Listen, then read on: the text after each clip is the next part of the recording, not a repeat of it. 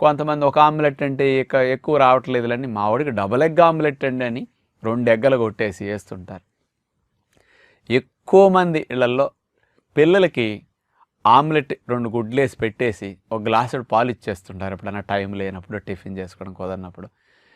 కొంతమంది విడివిడిగా రూముల్లో ఉండి చదువుకునే వాళ్ళు కూడా బయటికి టిఫిన్కి వెళ్లకుండా ఏదో కరెంట్ స్టవ్ లేకపోతే చిన్నది కొనుక్కుని దాని మీద 2 గుడ్లు కొట్టుకుని ఆమ్లెట్ వేసుకు తిని ఒక గ్లాసుడు పాలు తాగి వెళ్ళిపోతుంటారు.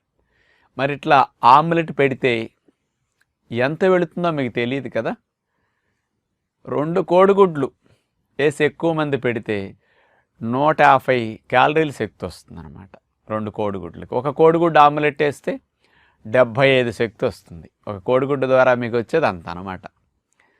అందులోకి మరి ప్రోటీన్ ఎంత వెళుతుంది? ఒక కోడిగుడ్డుకి 7 గ్రాములు ప్రోటీన్ ఉంటుందన్నమాట.